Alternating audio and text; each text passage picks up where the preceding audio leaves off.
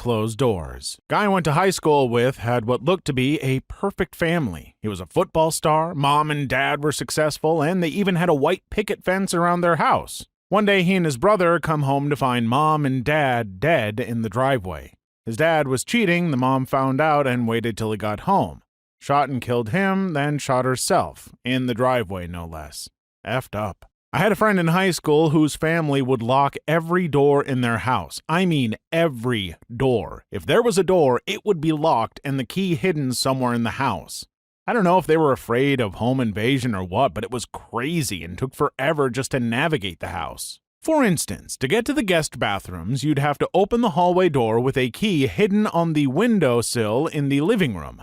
Then, under the left-hand corner of the hallway carpet was the key to open the linen closet. Finally, in the linen closet, under a stack of towels on the second shelf from the bottom would be the key to open the bathroom. It was like that for every friggin' door. Multiple keys to open multiple doors to get to the right key to open the room you wanted to get into. Even the fridge was chained and locked with a key. My friend asked me to sleep over once.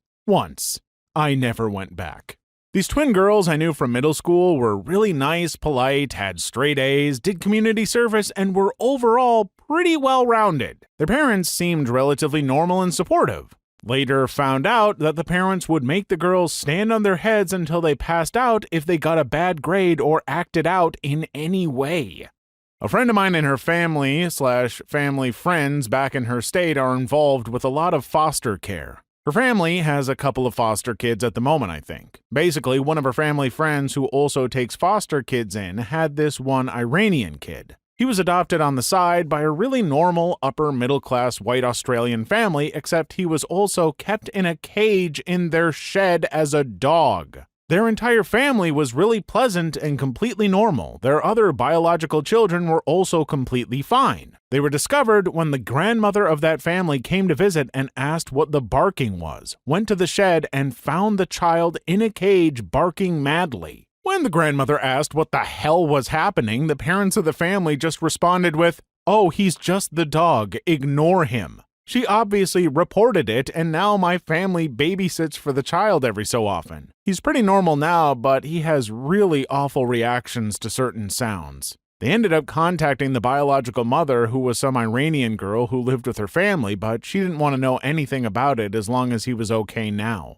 The people who currently take care of him are convinced that it was a child of S abuse/R after seeing the mother's reaction, but they can't really say anything, I guess. My wife's family are the worst people I have ever met. When she was younger, she was seriously depressed and still is. She attempted self-termination by taking a fistful of pills. Her mom found her passed out on the living room floor next to the bottle of pills and rushed her to the ER. The doctor asked why she was passed out and why she was here at the ER, and her mom wouldn't tell them that she took a bunch of pills, just kept saying, "I don't know what's wrong with her," to keep up the whole "my family wouldn't do that" kind of thing. After we got married, they kept giving us advice along the lines of, "If you want to have a perfect marriage like we do, you must do this, this, and this." Then they get a divorce. I effing hate those people.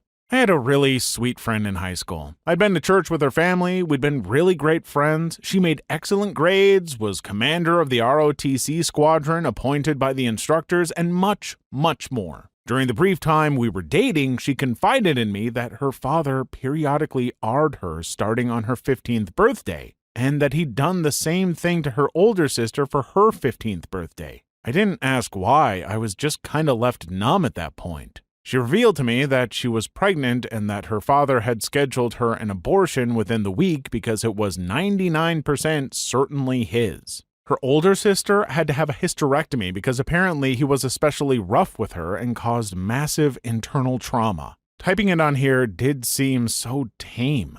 Honestly, the conversation we had was visceral and emotional, unlike anything we'd ever had before. She screamed, I screamed, she cried, I held her, and she cried some more. Eventually, she cried herself to sleep and ended up napping at my place for a few hours while I just sat at the foot of my bed crying. I cried like a baby that night. Andrew Jarecki initially was going to make a film about children's birthday party entertainers in New York, including the popular clown David Friedman. During his research, Jarecki learned that David Friedman's brother Jesse and his father Arnold had been convicted of child abuse. Jarecki interviewed some of the children involved and ended up making a film focusing on the Friedmans. The investigation into Arnold Friedman's life started after a federal sting operation when he received a magazine of child pornography from the Netherlands by mail. In searching his Great Neck, New York home, investigators found a collection of child pornography. After learning that Friedman taught children computer classes from his home, local police began to suspect him of abusing his students. In police interviews, some of the children Friedman taught stated Friedman played bizarre-esque games with them during their computer classes. Jarecki interviewed some of these children himself. Some stated that they had been in the room with other children alleging abuse and that nothing had happened. The film portrayed police investigation procedures as the genesis of a witch hunt in the Friedman's community. The Friedman took home videos while Arnold Friedman and later his son Jesse awaited trial. They were allowed to stay at home in order to prepare for court. The pictures were not made with publishing in mind, but as a way to record what was happening in their lives. The movie shows much of this footage: family dinners, conversations, and arguments. Arnold's wife quickly decided that her husband was indeed guilty and advised him to confess and protect their son.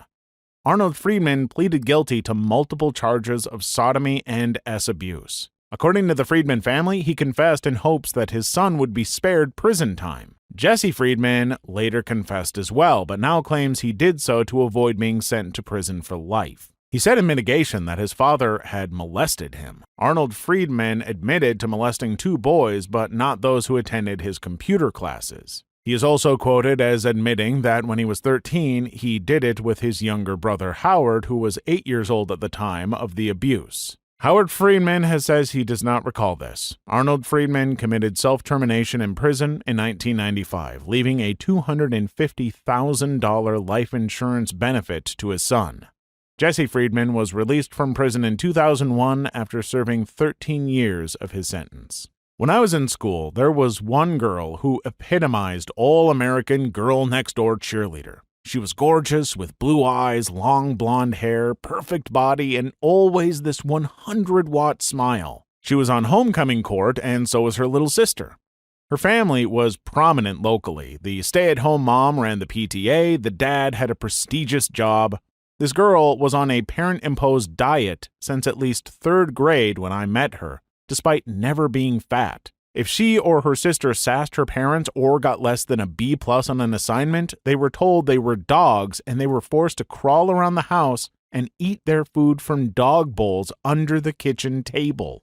There was a brother-sister pair at my high school. Their parents were divorced and the dad was a little weird, but he coached Little League and was known as a generally good dad. The kids were amazing, super popular, but because they were amazing people, not because they were mean. Everyone loved their mom, too. She was a mother figure to a lot of kids at school. And then, one Friday, the brother and sister didn't show up at school, and they stopped responding to texts. A group of their friends decided to drop by their house and looked through the window and saw the dad on the floor, shot through the head. Apparently, he was bipolar and had shot his 2 kids in the head while they were sleeping next to each other on the couch, then shot the wife's dog, who was staying with them, then himself. None of us ever understood exactly what happened or why he did it, but our small school wasn't quite the same for a very long time after that. I have never heard a more profound silence on campus than I did that Monday morning. On the outside, my friend's family have a huge mansion, are eloquent, driving expensive cars, wear expensive suits, are all attending Ivy League schools or graduated from an Ivy League school. In the inside, it is a whole different story. My friend is sleeping with his dad's girlfriend who is planning on marrying. His dad is 52, this girl is 25, and my friend is 20. His dad and brother didn't know and still do not know. He tells me that he is not just doing this because he finds her attractive, but to get back at his dad for barely spending any time with him. Apparently, his dad told him that he couldn't spend any time because he had a lot of work to do, but somehow has enough time to go on a 1-month vacation in Europe with his girlfriend. Please like and subscribe if you made it this far. I hope you'll enjoy the rest of the video and have a wonderful day. My hubby's uncle's family was that perfect straight-laced Mormon family. Family of 7, church every Sunday, well-behaved kids, etc. One Thanksgiving Day, things blew up in front of the whole family. Long story short, family was arguing about some things, and the end of the day turned out to be people screaming, and one of his nephews strangling him. My hubby had to rip him off his uncle. After that incident, all these stories began to unravel. Apparently, his uncle was abusive toward his children and wife. She was having an affair with someone half her age. She would sneak guys into her house and have her oldest daughter watch to make sure her husband wasn't coming home. Also, there were rumors of the dad, hubby's uncle, having an affair with his own stepdaughter. Also, the oldest boy in the family would go around flashing his thang to his little sisters.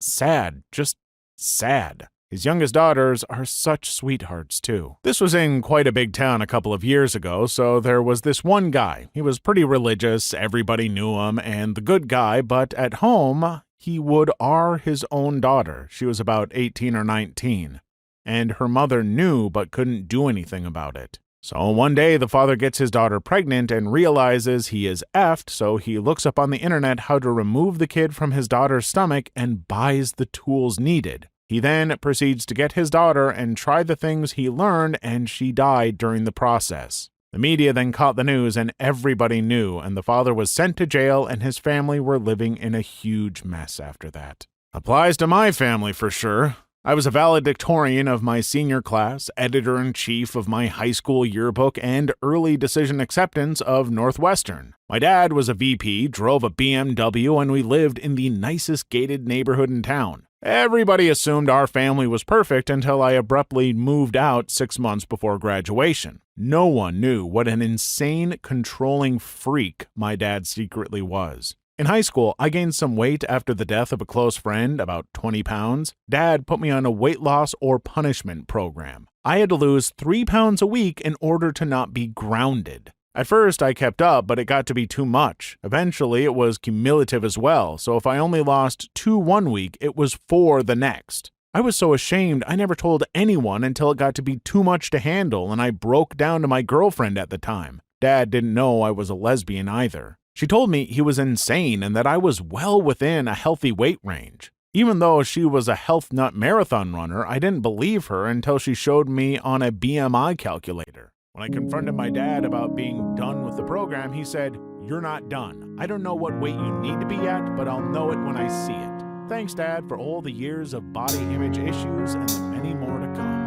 This is my life right now. On the outside, well-educated, nice family with a working dad, a stay-at-home mom, and 2 smart, nice kids. In private, we're up to our ears in debt. My mom is only stay-at-home because her last job ruined her both mentally and physically because of stress and abuse from her bosses. My dad is stressed out of his mind because of our problems. My brother and I can't concentrate on our schoolwork when we know that as soon as winter comes for real, we'll sleep in 6 degrees Celsius rooms because our heating doesn't work and we can't afford to replace it.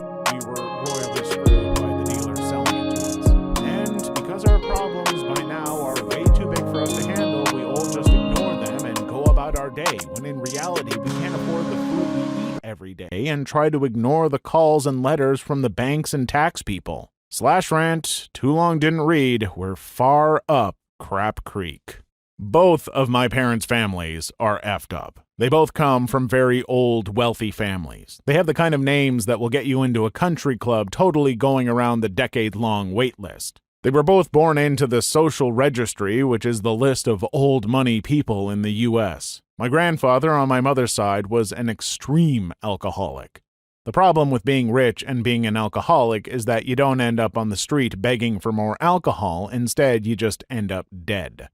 He convinced my grandmother to drop out of an Ivy League school to live with him at his crap school.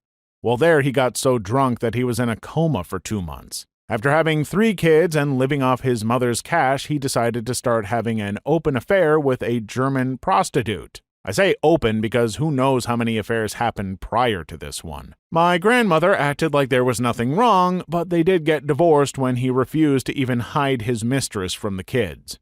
And when my mother asked for college book money, he wasn't paying for any of the tuition, even though he inherited millions. He refused because it would set a bad precedent of the kid asking for money from the parents. Keep in mind, he has been living off his mother's money his entire life. My father's family was a bit worse. From what I have gathered, my grandfather inherited millions from his parents. He was also an extreme alcoholic.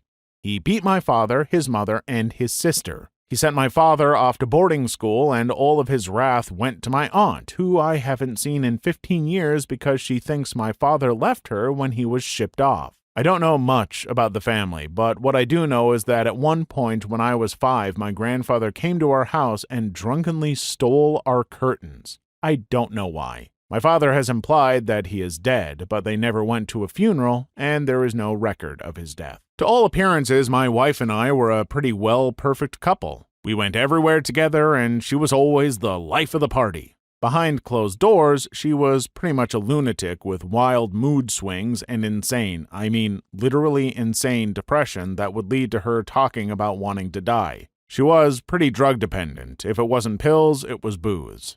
There's other stuff too, but that's the big thing.